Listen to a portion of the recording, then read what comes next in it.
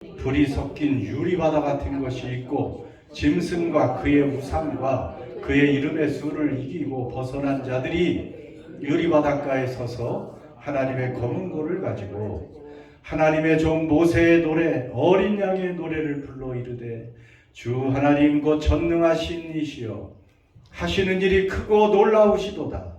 만국의 왕이시여 주의 길이 의롭고 참되시도다. 주여 누가 주의 이름을 두려워하지 아니하며 영화롭게 하지 아니하오니까 오직 주만 거룩하시니이다. 주의 의로우신 일이 나타났음에 만국이 와서 주께 경배하리이다 하더라. 아멘. 김진영 목사님 사모님은 아니면 배우러 오시니까 예, 소개도 안 드렸다는 말씀을 합니다. 항상 오시니까 예, 마지막에 축도해 주시기 바랍니다. 지금은 우리가 무슨 시대라고 그랬어요? 무슨 시대라고 그랬어요? 종말의 시대다 그랬죠? 종말의 시대가 확실합니다. 이제 점차적으로 종말의 그 징조들이 이제 더 뚜렷하게 나타나게 될 것입니다. 1980년대 말 한국에서 종말을 강조하고 막 주장하는 한 목사님이 있었습니다. 아주 유명했죠.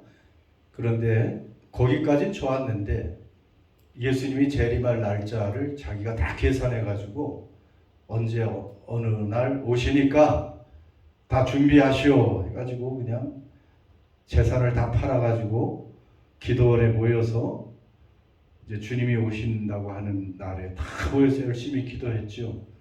그런데 주님은 그때 안 오셨습니다. 그래서 이 사람은 사기꾼으로 그렇게 판정이 났지만 종말이 있다는 것을, 종말이 오고 있다는 것, 멀지 않았다는 것을 우리가 깨닫고 살아가는 것은 굉장히 중요합니다. 그렇다고 해서 아무 일도 안 하고 기도만 하고 말씀만 읽고 뭐 전도만 하러 다니고 이런 것은 아니지만 우리의 생업을 하는 가운데서도 늘 깨어서 주님이 오실 그날을 사모하고 언제 오셔도 내가 부끄럽지 않게 그분을 맞이할 수 있는 믿음을 준비하는 것, 여러분 그것이 종말을 대비하는 자세인 줄 믿습니다. 오늘 이제 1절에 보면 하늘에 크고 이상한 다른 이적을 또 사도 요한이 봅니다. 그런데 7 천사가 7 재앙을 가졌으니 곧 마지막 재앙이라. 하나님의 진노가 이것으로 이제 마치리로다. 여러분 여기서 이제 7 재앙을 가졌는데 마지막 재앙이라고 했습니다. 이 재앙이 무슨 재앙이라고 그랬어요? 이것을 알면 또 대단한 기억력의 소유자들일 텐데, 자 지금까지 요한계시록에 3가지 종류의 재앙이 있다고 그랬어요. 첫 번째 재앙은 어떤 재앙? 7 재앙인데 예수님이 하나하나 봉인을 뗐죠. 그래서 그것을 인재앙이라고 하잖아요. 7인을 뗐습니다. 우리가. 그런데 7인 안에 자 쭉 봤잖아요. 7인 안에 마지막 7째를 딱 떼니까 거기에 무엇이 들었어요? 어떤 재앙들이? 7째인에 7 나팔 재앙이 거기 들어가 있었어요. 7 나팔 재앙을 우리가 봤어요? 안 봤어요? 다 봤는데 예, 살펴보았습니다. 근데 뭐 특별한 건 아니기도 했어요. 근데 7째 나팔을 이제 그것을 7째 나팔 속에 어떤 재앙이 들어가 있어요? 예, 7째에는 꼭 마지막 그 다음 재앙이 들어가 있어가지고 러시아 인형 같다고 했잖아요. 그 마지막 7째를 딱 떼니까 그걸로 끝날 줄 알았더니 거기 또 7 나팔 재앙이 딱 들어가 있어. 하나하나 불어나가고 7째 나팔로 끝날 줄 알았는데 7째 나팔 안에는 7 대접 재앙이 또 거기 들어가 있단 말이에요. 일곱 대접 재앙은 그래서 이제 다음 시간부터 그것이 나오고요. 그래서 어떻게 보면 크게 볼 때 일곱 인의 재앙이라고 말할 수도 있어요. 왜냐하면 일곱 인한 나팔과 대접 재앙이 다 들어가 있잖아요. 그러니까 크게 보면 일곱 인의 재앙인데 일곱 나팔로 가면서 재앙과 그 재난이 점점 커져요. 점점 강해져요. 피해가 점점 커져요. 그리고 마지막에 이제 일곱 대접 재앙을 펼치면서 더 큰 재앙이 오고 이제 재앙들이 완결이 됩니다. 그리고 일곱 대접 재앙이 끝나면 하나님 나라가 이제 완전히 완성되는 것입니다. 그 마지막 일곱 대접 거기에 바벨론의 멸망 이렇게 돼 있는데 이제 세상의 멸망이라고 말할 수가 있습니다. 그런데 오늘은 이렇게 일곱 대접 재앙을 말씀해 놓고 또 뒤쪽에도 재앙에 관한 설명을 대충 하면서 서론격으로 그런데 오늘 중요한 2절, 3절 또 4절에는 다른 말씀이 거기에 나와 있습니다. 재앙이 아니고 심판이 아니고 노래에 관해서 알려주고 있습니다. 노래. 오늘 말씀을 통해서 우리 성도가 어떤 존재인가를 다시금 알려줍니다. 여러분 2절, 3절 보세요. 오늘 4절까지밖에 안 되니까 성도는 어떤 존재인가? 3절에 보면 성도가 하는 일이 뭐가 있을까요? 거기에 구원받은 성도들이 무엇을 합니까? 모세의 노래, 어린 양의 노래를 부른다.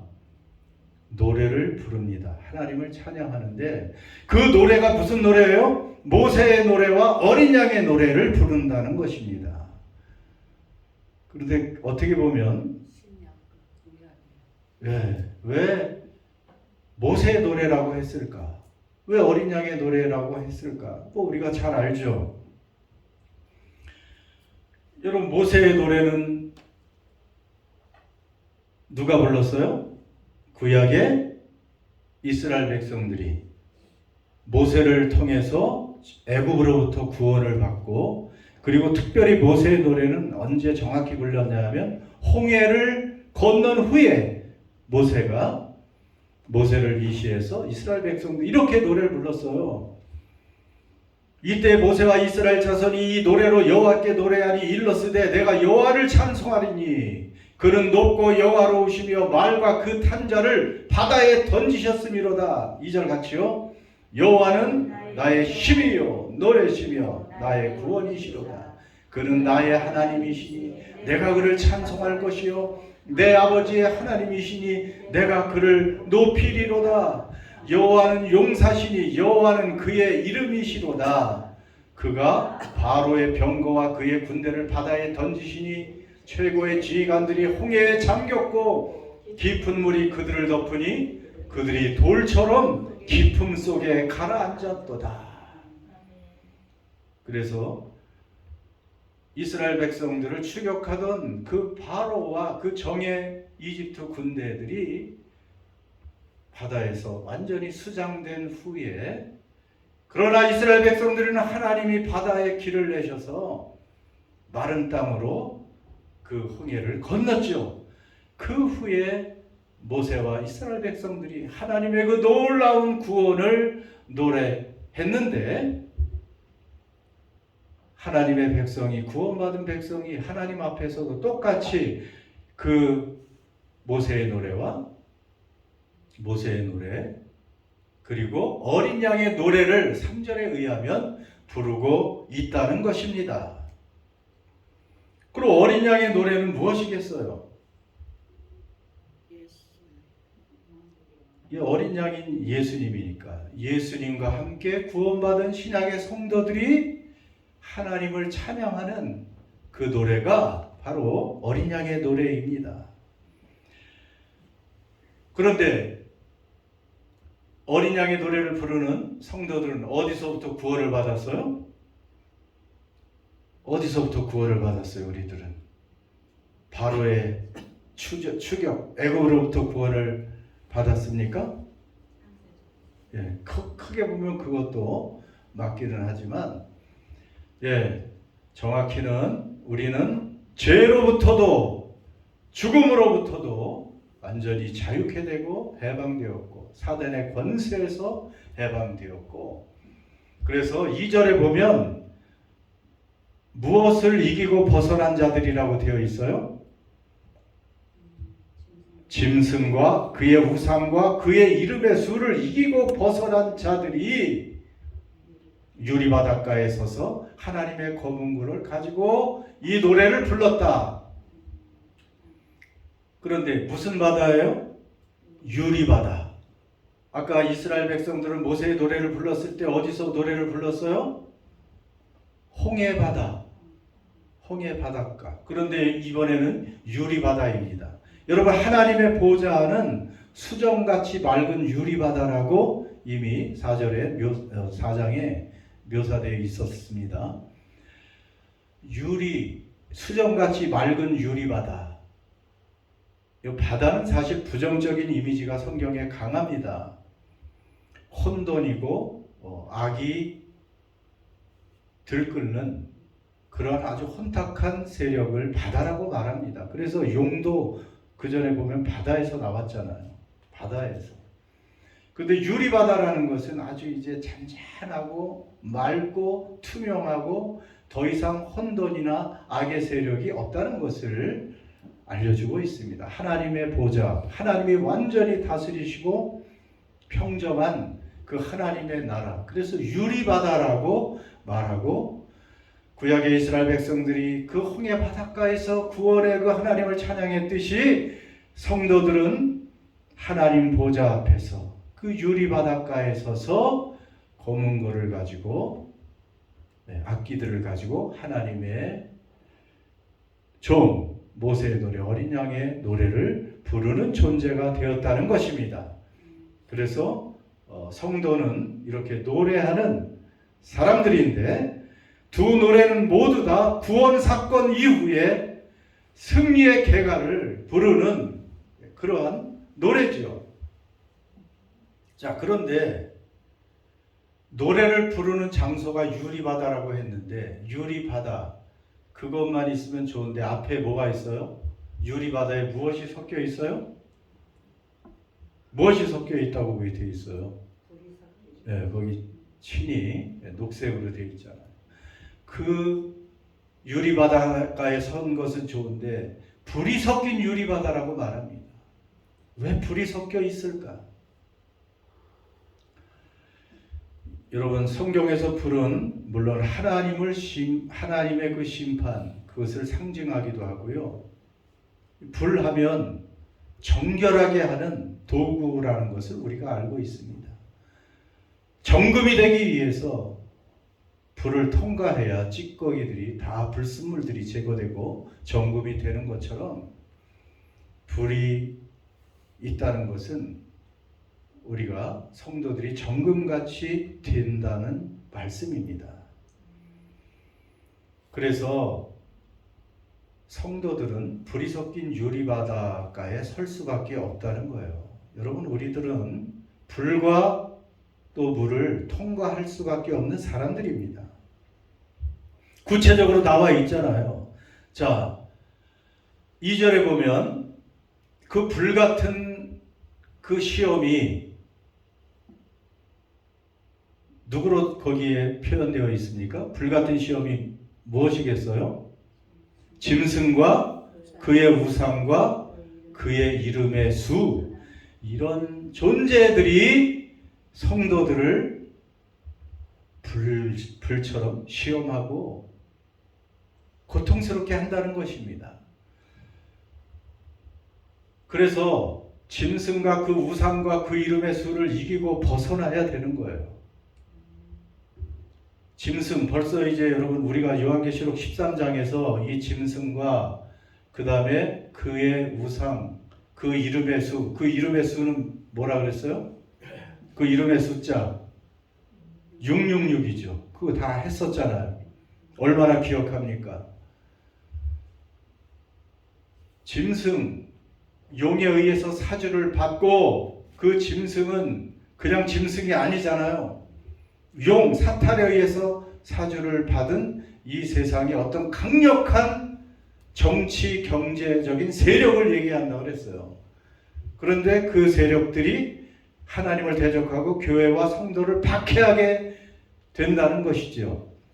여러분, 시대마다 그런 일들이 있었고 지금 우리 뉴질랜드는 잔잔한 것 같지만 앞으로 또 그런 일들이 이제 있게 될 것이라는 것입니다. 그 짐승의 숫자가 바로 666, 666인데 그 표, 그 마크를 받는 사람들은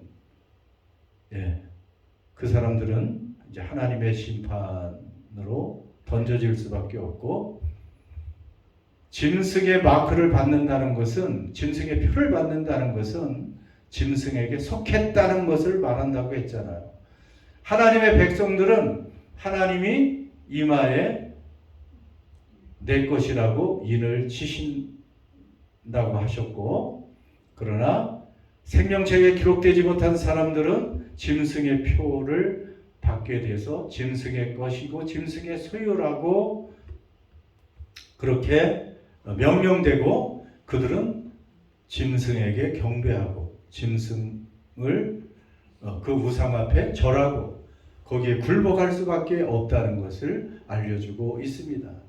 여러분, 그렇기 때문에 불이 섞인 유리바다라고 표현을 해요. 우리 성도들은 이 땅에 살아갈 때 이 불을, 이 고난을, 환난과 시험을, 이 시련을 통과하지 않을 수 없는 존재라는 것입니다.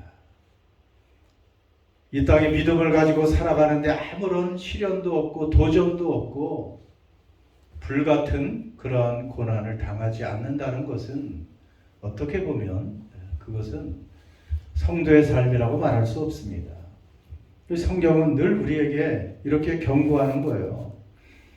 신앙생활을 할 때 여러 방해물들이 있습니다. 여러분, 쉽지 않아요. 이 신앙생활을 하는 것이 그냥 안일하게 편안하게 그냥 일주일에 한 번 교회만 나와서 예배 드리고, 여러분, 이런 것이 신앙생활이 아닙니다. 끊임없이 짐승과 우상과 그 666의 표를 받으라고 강요하는, 세상에 굴복하고 타협하고 그냥 하나님은 적당히 섬기라고 여러분 그렇게 유혹하는 여러 세력들이 있을 수밖에 없어요. 그러나 우리가 혼자 불을 통과합니까? 그렇지 않습니다. 하나님이 함께 그 불을 통과하게 해주시고요, 그것을 이기게 해주신다는 거예요. 모세의 노래에도 보면 누가 하셨다고 말합니까? 자기들의 힘으로 홍해를 통과한 것이 아닙니다. 하나님이 하셨다. 여호와께서 적들을 던지셨다. 주의 오른손이 원수를 부수셨다. 어린 양의 노래도 보세요. 주의 하시는 일이 전능하신 이시여 하시는 일이 크고 놀라우십니다. 만국의 왕이시여 주의 길이 의롭고 참되시도다. 하나님이 행하시는 것입니다. 그렇기 때문에 우리 걱정할 것 없습니다. 그 시련과 불을 우리는 넉넉히 하나님의 은혜와 권능을 힘입어서 믿음으로 통과할 수가 있게 되는 것입니다. 그래서 불이 섞인 유리바다 그 가에 서서 우리는 하나님을 노래할 수가 있게 되는 것입니다. 어린 양의 노래 주제들을 보세요. 3절 그 빨간 글씨 한번 읽어보세요. 여러분 이런 찬양을 합니까? 같이 한번 읽어보겠습니다. 시작. 주 하나님 곧 전능하신 이시여 만국의 왕이시여 주의 길이 의롭고 참되십니다. 하나님이 하시는 일이 크고 놀라우십니다. 내게 행하신 일이 크고 놀랍습니다. 여러분 그렇게 찬양합니까? 뭐 하나님이 내게 해주신 거 별로 없는 것 같은데, 정말 하나님이 내게 해주신 일이 크고 놀라우십니다 하고 찬양하고 노래해야 하는 존재들이 성도라는 것입니다. 하나님이 하시는 일이 왜 크고 놀랍습니까? 왜 크고 놀라워요? 우리 인간의 눈에 보기에 하나님이 하시는 일은 너무나 크고 놀랄 수밖에 없는 거예요. 여러분, 복음, 십자가의 복음이 우리를 놀라게 하지 않습니까? 그 전능하신 하나님께서 우주를 소유한 그 만왕의 왕께서 어떻게 하셨어요? 그 권세와 권능을 휘두른 것이 아니고 자신을 낮추고 또 낮추시고 사람이 되시고 죄인이 되셔서 우리 같은 사람을 위해서 죽으시고 고난을 받으신 그 하나님을 생각하면 이 전능하신 크고 위대하신 하나님의 모습과 너무나 다른 우리를 구원하시는 그 모습을 볼 때 그 일이 크고 놀라우신 것입니다. 우리는 뭐 세상적으로 큰 일들을 봐야 크고 놀랍다고 하는데 어떻게 보면 이 하나님이 하신 이 그 역설적인 고난과 죽음, 희생, 낮아지심, 이것이 놀라운 일입니다. 여러분, 그 하나님이 하시는 일은, 하나님의 길은 어떻다고요? 의롭고 참되시도다. 여러분, 하나님이 행하시는 일은 항상 어때요? 항상 옳고요. 항상 참되신 거예요. 여러분에게 행한 일도 다 이해할 수 없지만 하나님이 행하시는 일은 다 옳고 참되시다는 것입니다. 왜 나는 이런 과거를 겪어왔는지, 나는 왜 이런 어려운 불을 통과했는지 여러분, 우리는 지금 다 이해할 수 없어요. 근데 나중에 보면 하나님의 그 길은 다 어떻다고요? 옳고 의롭고 참되다고 우리는 고백할 수밖에 없어요. 여러분, 요셉의 일을 한번 생각해 보세요. 아무 죄가 없는 요셉이, 구약의 그 요셉이 가족들에게, 그것도 형제들에게 얼마나 많은 고난을 당합니까? 배반당하고 노예로 팔려가게 하는. 여러분, 그럴 때 요셉은, 또 주변의 사람들은 하나님이 참 요셉에게 잘못하신 게 아닌가, 어떻게 한 인간을 저렇게 순간에 나락으로 빠뜨리실 수가 있을까, 다른 나라로 그 어린 나이에 노예로 팔려가게 하시다니. 그런데 우리 하나님의 섭리 얼마나 대단하십니까? 요셉을 그 이집트의 총리가 되게 하셔서 나중에 그 가족과 그 민족을 구원하게 하시는 하나님의 놀라운 계획과 섭리가 있으시잖아요. 그러니까 하나님은 모든 것을 아시고 모든 것을 보시고 모든 것을 컨트롤하실 수 있는 권능이 있으시기 때문에 여러분, 가능한 것입니다. 하나님의 길과 하나님의 뜻, 모든 것은 불의도 없고 거짓도 없고 언제나 옳고 참되다는 것을 알려주고 계십니다. 우리가 이해하지 못해도요. 저는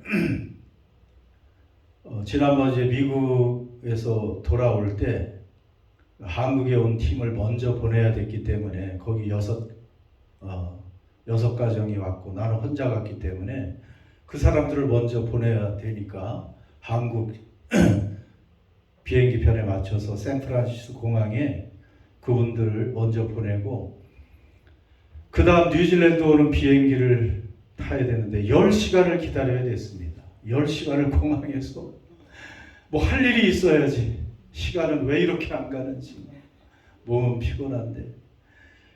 그래서 누가 준 책을 하나 읽었습니다. 거기 일행이 준 책을 하나 읽었는데 제이슨 퍼디라는 사람, 이 사람이에요. 제이슨 퍼디인데 선교사로 한국, 그 당시 조선이죠. 조선에 왔던 선교사입니다. 선교사 부부죠. 그 제이슨 퍼디를 한국 사람들이 이해하기 쉽게 불의 선이라고 이렇게 부릅니다. 불의 선이라는 그 사람 책을 쭉 읽게 되었습니다. 우리는 그냥 제이슨이라고 하는 게 좋을 것 같아요. 제이슨 선교사. 미국 프린스턴 대학을 졸업하고, 이 프린스턴은 지금 세계에서 최고 1위의 대학입니다. 물론 이제 기독교 대학으로 시작됐죠. 그 대학을 1923년에 졸업했습니다. 23년. 그때 태어나신 분은 없죠, 여기? 1923년에 졸업을 하면서, 그리고 그 에밀리 선교사 그 부부 그 아내와 결혼을 하고 그해 1923년에 조선에 와서 청주 선교부에 부임을 했습니다. 그래서 청주를 중심으로 그 충북 모든 지역을 다니면서 순회 선교를 했어요. 그 이제 언어 우리 한글을 좀 2년 동안 또 공부도 하면서 순회 선교 훈련도 하고 하다가 1926년 3년 정도 후에 순회 선교를 하는 가운데 영동, 충북 영동이라고 들어보셨죠? 거기에 조동교회라는 곳을 방문했습니다. 그 이제 이미 한 몇십 년 전에 복음은 들어왔는데 조금씩 여기저기 이제 들어오기 시작한 것이죠. 조동교회를 이제 방문해서 이제 거기를 또 거점으로 전도도 하고 성찬식도 하고 막 그러려고 갔는데 그 조동교회를 방문했을 때 그 교회에서 이제 그 선교사님이 미국 선교사님이 왔으니까 좋은 방이라고 내주었습니다. 가장 좋은 방이라고 내주었는데 얼마 전에 그 방에서 장티푸스 환자가 죽어나간 방이었어요. 그래서 거기에서 이제 잠을 자고 뭐 또 거기서 설교도 하고 그래서 청주로 돌아왔는데 그날 밤 또 고열에 시달렸습니다. 서울로 이송을 했죠. 청주에 뭐 큰 병원이 없으니까 그 당시에 세브란스 병원이 이제 설립이 되어 있었죠. 그런데 세브란스 병원에서 살리려고 했지만 결국 며칠 후에 눈을 뜨지 못했습니다. 그 청주에 있던 그 에밀리 선교사가 그 다음날 막 찾아가서 기도하고 했지만 결국은 하늘나라로 떠났죠. 그때 2살밖에 딸이 하나 있었고 그 태중에 유복자 아들이 하나 있었습니다. 그러니까 29살에 순직을 한 거예요. 29살에.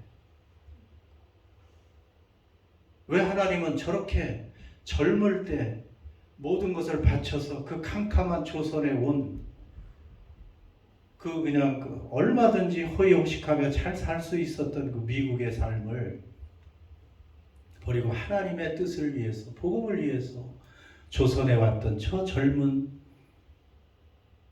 그 제이슨을 하나님은 왜 데려가셨을까? 저는 그 다음에 다른 동료 선교사 리처드 베어드가 그 아버지에게, 그 제이슨의 아버지에게 편지를 써야 될 거 아니에요. 아들이 순직했다는 것을 알려줘야 될 거 아니에요.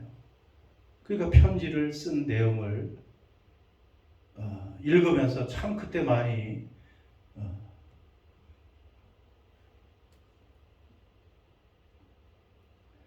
그 리처드 베어드가 그 퍼디의 아버지, 그 아버지라야 뭐 50대 뭐 중후반밖에 더 됐겠어요. 그에게 쓴 편지, 어떤 말을 썼겠습니까? 이렇게 보냈습니다. 뭐 중략인데 간단하게 중간은 빼고요. 저는 하나님의 뜻은 언제나 옳다고 믿습니다. 하나님은 제이슨이 우리와 함께 있는 것보다 지금 더 행복하리라는 것을 잘 알고 계십니다. 그렇기 때문에 우리는 제이슨의 죽음이 몹시 슬프기는 하지만 마음의 위로를 갖자고 기도했습니다. 아버님, 아무쪼록 제이슨의 삶이 한국에 왔기에 허무한 일이 되었다고는 생각하지 말아주시기 바랍니다. 그는 비록 죽었지만 여전히 우리에게 말하고 있습니다. 제이슨은 그의 생을 하나님께 바쳤고 만약 하나님이 그의 죽음으로 그를 쓰시기 위해 선택하셨다면 우리가 할 수 있는 말은 오직 아멘밖에 없습니다. 물론 중간중간에 여러 말도 있었지만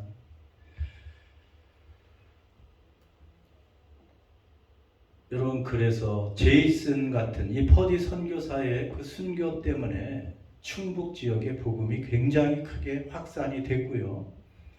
그리고 이 부인이 그 다음에 또 용기를 내서 미국에 돌아가서 이 일을 다 알리고 보고를 했을 때 그 미국 북장로교에 속한 모든 교회가 성탄절에 그 어린이들이 주일학교 아이들이 선교 헌금을 해서 그 한국의 성서신학교를 저렇게 잘 그 아이들의 그 헌금으로 신학교가 또 세워지고 그래서 복음이 또 더 잘 증거되고 그리고 그 유복자로 있던 그 아들은 또 목사님이 돼서 또 미국에 또 전 세계에 영향을 끼치는 그러한 또 목사님이 되었고 여러분 우리는 때로는 이해할 수 없는 일들이 벌어지기도 합니다. 그러나 제이슨의 삶은 비극이 아니죠. 하나님의 뜻에는 우리는 아멘할 수밖에 없는 거예요. 하나님은 다 옳으십니다. 여러분 우리에게 당한 모든 일들은 다 옳은 것입니다. 그리고 아멘으로 받고요.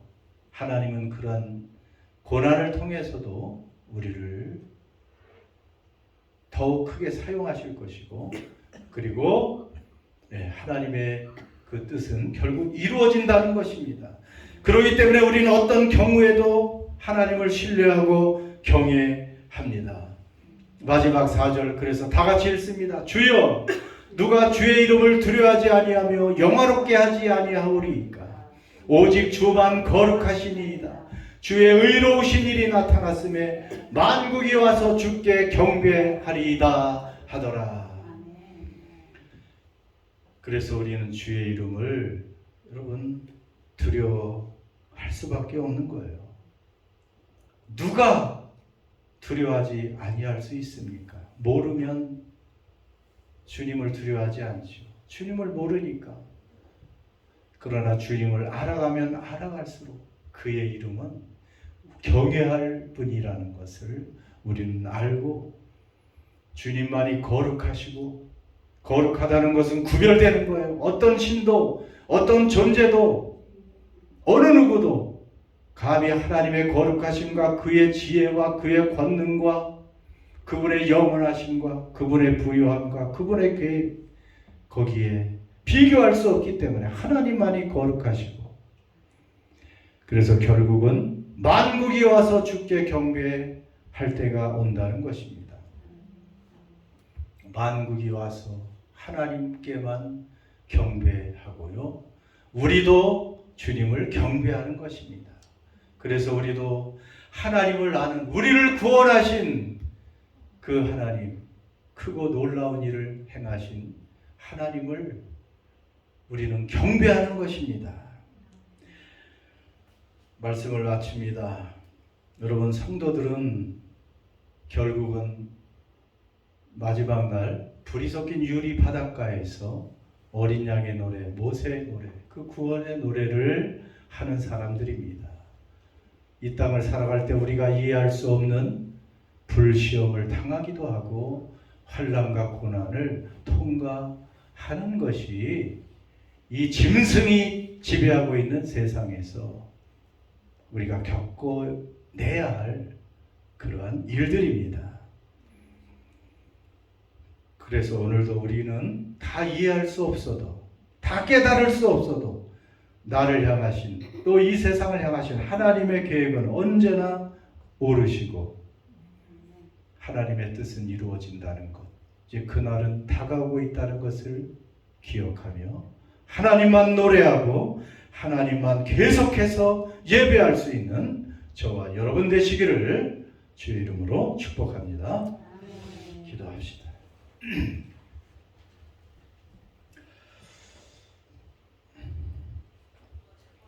하나님께 여러분 우리의 삶을 또 드리고, 이 브레선 제이슨 퍼디 같은 여러분 이러한 수많은 믿음의 헌신자들 때문에 여러분 똑같이 구원받았는데, 어떤 사람들은 그런 열심을 내서 하나님께 응답하고 하나님의 은혜에 부응하고, 이 나그네 같은 인생, 짧은 인생을 하나님을 위해서, 하나님 나라를 위해서 뜻깊게 사용하는 여러분 그러한 존재들이 있었기에 오늘 우리에게까지 이 믿음이, 이 신앙이 이어진 줄 믿습니다. 여러분, 우리는 하나님이 우리를 위해서 다 기대하는 것이 계십니다. 우리를 이 땅에 보내실 때 우리만이 할 수 있는 독특한 은혜와 선물, 은사들을 다 주셨습니다.